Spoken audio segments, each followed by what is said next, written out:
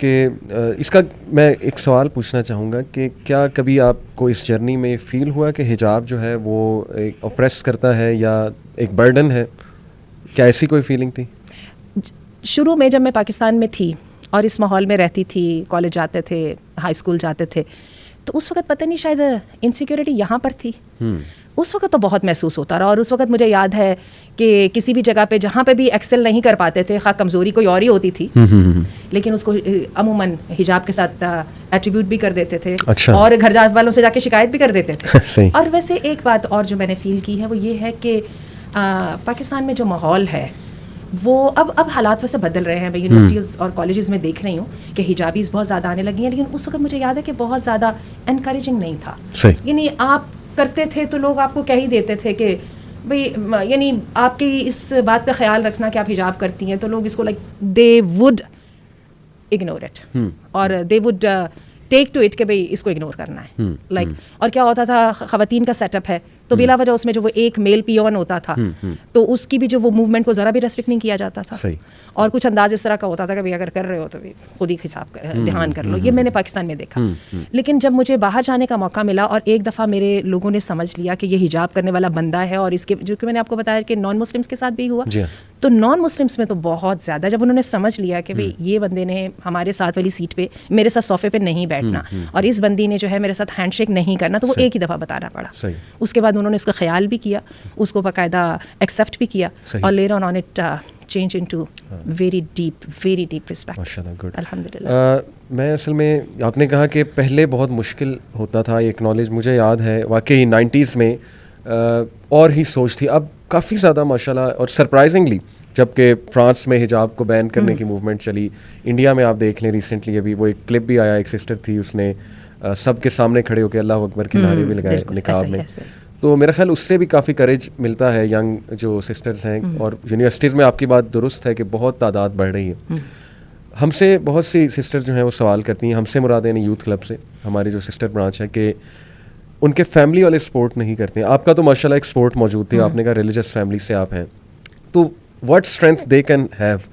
बहुत से डाउट्स आते होंगे उनके जहन में व्हेन दे स्टार्ट डूइंग हिजाब, स्कार्फ लेट्स से, या हिजाब करना शुरू किया या निकाब करना शुरू किया, फैमिली बहुत अपोज करेगी, जाहिर है, तरह तरह की बातें सुनी पड़ी, तो वो स्ट्रेंथ कहाँ से लें? आपकी क्या एडवाइस जो है वो उन्हें होगी? बल्कि आपने जैसे कि पॉइंट उठाया तो मैं आपको अजीब बात बताऊं, एक काइंड ऑफ हिपोक्रेसी हमारे यहाँ मौजूद है, हत्ता कि दीनदार तबके में भी है। अच्छा। उस तबके में भी जहाँ पे हिजाब एक नॉर्म है। मसलन होता क्या है कि आम तौर पे विद इन द फैमिली जो देवरों जेठों से पर्दा नॉर्मली नहीं किया जाता। सही। अच्छा, इसी तरह से वो जो कज़िन्स वगैरह से नहीं किया जाता। बाहर जाने में आप बहुत ज़्यादा वो अबाया वगैरह पहन के जाएं, वो अलग बात है कि घर के अंदर रहन सहन में इस तरह से होता है कि बड़ी चादर दुपट्टा वगैरह लेना है, लेकिन ये है कि इन चीज़ों की समटाइम्स हमारे रिलीजियस तबके के अंदर भी ये चीज़ मौजूद है। वही वजह है कि बहुत सारी चीज़ों में हम फ़्लो के साथ जा रहे होते हैं बगैर सोचे समझे। सही। तो मैं भी ये समझती हूँ कि वो जो टाइम था जिसमें मैंने सोचा समझा नहीं था, उस वक्त तक हिजाब मेरे लिए बर्डन भी रहा और मैं उसको ऑब्स्टेकल समझती रही। एज सून मुझे रियलाइज़ हुआ कि ये बर्डन नहीं है, कि मैंने उसको अंडरस्टैंड कर लिया, तो वो एकदम मेरी पावर बन के बन गया, मेरी स्ट्रेंथ बन गया। सही।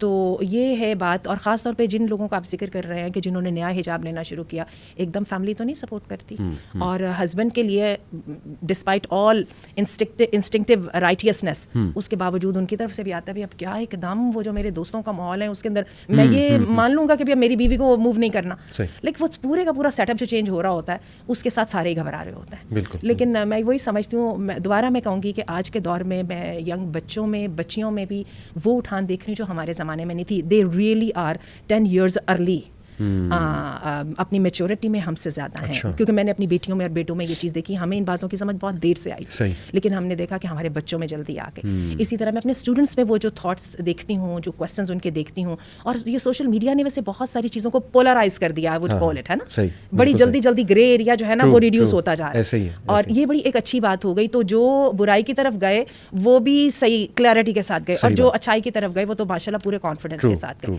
तो ये है कि कहीं ना कहीं तो स्टेप अप करना होगा ना।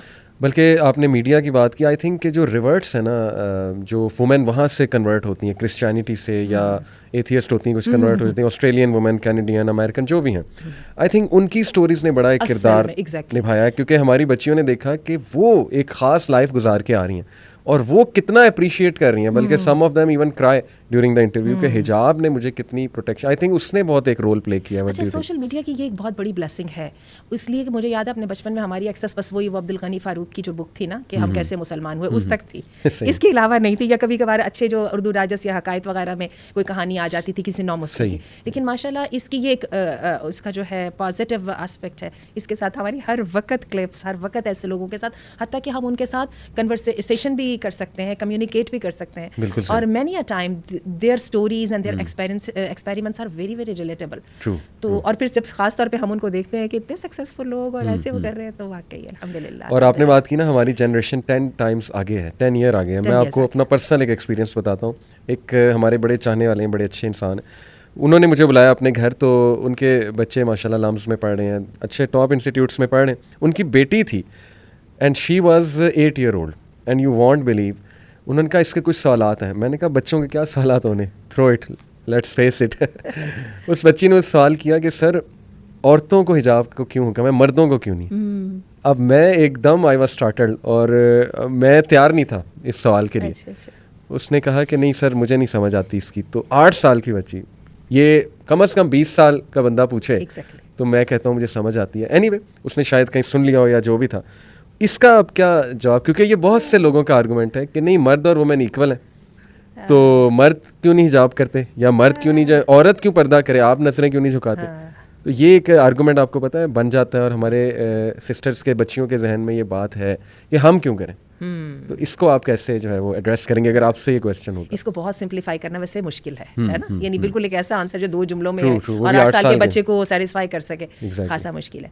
तो बात ये है कि फिर हम हिजाब को इस तरह से लेंगे, इसका फिर हम स्टार्ट यहाँ से लेंगे कि एक बैरियर है। हिजाब का लफ्ज़ी मतलब ही बैरियर है ना, एक रुकावट है, पर्दा है। अब इस पर्दे के ज़रिए अल्लाह ताला दोनों जेंडर्स को एक सेफ डिस्टेंस पे रखना चाहते हैं, ठीक है। अब सेफ डिस्टेंस में रखने के लिए इंटरेक्शन तो होगी ना, सही, ठीक है, उसके लिए सेफ डिस्टेंस भी होगा। उसके लिए औरतों को एक ख़ास प्रोटोकॉल का करना होगा जिसमें कवरिंग शामिल है।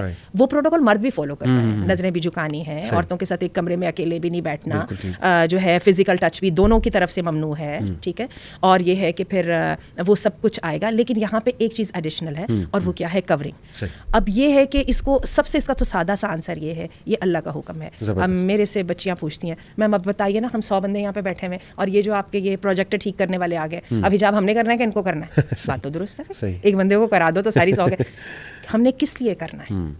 हमारे अल्लाह ने हुक्म। Excellent, excellent. और हमें ये है जो बेसिक डिफरेंस है, ठीक है। 100 औरतों को कवर करना है एक मर्द की मौजूदगी में, नताइज फुलिश हो जो जैसे मर्जी, बिल्कुल सही, लेकिन ये अल्लाह का हुक्म है। सो पहली जो सबसे हिजाब की जो सैंक्टिटी है वो इसकी होलीनेस में है, सीक्रेटनेस में, और ये हमारा अपने रब के साथ वादा है। और हिजाबी औरत के लिए जो पहला तमगा, जो पहला मेडल है वो ये है, वो अल्लाह वाली है और वो शरीफ औरत है। और ये अल्लाह ने कुरान मजीद में कहा है, ज़ालिका अदना अन युरफ़ना। लोग कहते हैं कि आप हिजाब करवाते हैं तो औरत को गुम कर देते हैं। अल्लाह कहता है मैं हिजाब करवाता हूँ तो औरत को मैं नुमाया करता हूँ। ज़ालिका अदना अन युरफ़ना, इस आयत का मतलब ही यही है, ये ज़्यादा करीब है। ए नबी, अपनी बीवियों को, बेटियों को, अपनी ख़वातीन को कह दो कि जब निकलें तो युदनीना अलैहिन्ना मिन जलाबिबिन्ना, अपने पर कपड़े डाल के निकले। ज़ालिका अदना अन युरफ़ना, ये ज़्यादा करीब है कि वो पहचान ली जाए। क्या पहचान ली जाए भाई? उनको प्रोमिनेंट कैसे कर दिया जाए? और हमें कहा जाता है आप जी हिजाब करके इसलिए बैठी है ना, आप अट्रैक्शन अट्रैक्ट करना चाह रही हैं, अटेंशन सीख कर रही हैं। अल्लाह चाहते हैं ये औरत जो है ना सिंगल आउट होनी चाहिए, ये स्टैंड आउट करनी चाहिए, ये शरीफ औरत है। ये यहाँ पे किसी खेल कूद के लिए नहीं निकली हुई कि इसको एक्सप्लॉइट किया जाए, ये बाइज्जत औरत है, किसी बाइज्जत काम से निकली है। इसका जो आपने अभी बात की, इसका कुछ लोग काउंटर ऐसे करते हैं कि नहीं देखो, ख़वातीन बुरखे में जाके भी तो कोई इमोरल एक्ट करती हैं। हमारे माशरे में कई लोग मिसाल देते हैं कि जी वो बुरखा पहन के निकलती हैं, आगे जाके उतार देती हैं और जो मर्जी करती फिरती हैं। तो वो ये कहते हैं कि फिर ये शराफत का सिंबल कैसे है? यानी आप तो सेक्सिज्म की तरफ जा रहे हैं, प्रेजुडिस की तरफ जा रहे हैं। आप ये कह रहे हैं कि जो औरत हिजाब में है वो शरीफ है, या बुरखे में है वो शरीफ है, जो नहीं है तो क्या इसका ऑपोजिट ट्रू है कि वो शरीफ नहीं है? बात ये है कि एक होता है कि कहते हैं कि एक चीज़ की हकीकत को छुपाने के लिए जनरलाइज करना उसको, सबसे इफेक्टिव टूल होता है। बिल्कुल बिल्कुल। ठीक है। और अल्लाह ताला कुरान मजीद में कहते हैं जिन लोगों की बुराई करते हुए कि अल्लज़ीना यसुद्दून अन सबीलिल्लाहि, और ईमान वालों के साथ वयबगूनहा इवजा, उनकी कोशिश ये होती है कि कोई ना कोई टेढ़पन निकाले। ठीक है। अब बात ये है कि बुरे एक्ट को बुरा कहने के साथ अगर साथ ही हिजाब को भी बुरा कह दिया जाए तो मसला हल हो गया ना उनका। ठीक है ना। यही वजह, आपको याद होगा BBC ने एक दफ़ा जमात इस्लामी के अमीर से जो है वो इंटरव्यू किया था और कहने लगे ये बताएं कि जी ये जो होमोसेक्सुअल्स हैं ये फिर मुसलमान नहीं है। ठीक है। उन्होंने कहा जी मुसलमान है, अगर वो मुसलमान है तो फिर होमोसेक्सुअल भी हैं तो ठीक है ना, दैट्स ओके। उनका ओके नहीं है, ये ओके नहीं है। तो बात है कि वर्ड गेम से हम निकल जाए। और अगर अब आ जाइए स्टेटिस्टिक्स की तरफ, तो स्टेटिस्टिक्स तो टोटली डिफरेंट हैं मुसलमान ममालिक में। हालांकि उन ममालिक में ट्यूनिस और लीबिया जैसे ममालिक भी शामिल हैं जहाँ पे हिजाब की ज़माने का ख़त्म हो चुका है। टर्की भी अब आके वापस आ रहा है, लेकिन हम सब जानते हैं कि टर्की में भी ऐसा ही था। उनको और दूसरे ममालिक के कंपैरिजन में आज भी वहाँ पर जो है वो हिजाब वाली औरतों की हिरासमेंट कम है। औरतों, बल्कि इन जनरल औरत की जेंडर के साथ के खिलाफ जो है जो उसको नुकसान पहुंचाना है, जो उसको हैरास करना है, वो बहुत कम है कंपेयरिंग टू दी अदर। हम सब जानते हैं ऑस्ट्रेलिया में और जर्मनी में और अमेरिका में क्या क्या सिचुएशन है।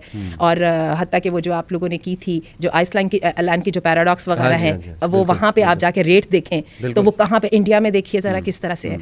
तो ये तो बात होगी। अच्छा, इसमें भी आप ये देखिए कि जो ख़वातीन हिजाब लेती हैं, और अगर मैं अपने वो ज़माने की वो बेसोची समझी हिजाब करने वाली ख़वातीन को डिस्करेज भी करूं, जब भी उनमें से ज़्यादातर लोग ज़्यादा पाकीज़ा, ज़्यादा इस आला किरदार रखने वाली थी बनिस्बत उन लोगों के जो हिजाब नहीं करती थी। और आजकल की तो मैंने देखा माशाल्लाह बच्चियाँ इतनी समझदारी के साथ हिजाब करती हैं, और मुझे हैरत भी हो रही होती है कि कैसे अल्लाह ने उनको इतनी ईमानी ज़रूरत दे दी। वही जो हमारी वो जो इंडिया की एक बच्ची थी, आप देखें पता नहीं कैसे अल्लाह ने उसके मुँह से कैसे निकलवा दिया, और कैसे फिर अल्लाह ताला ने उसकी आवाज़ में ऐसी उसके नारे में बरकत डाल दी कि पूरी दुनिया को सुनना पड़ा वो नारा।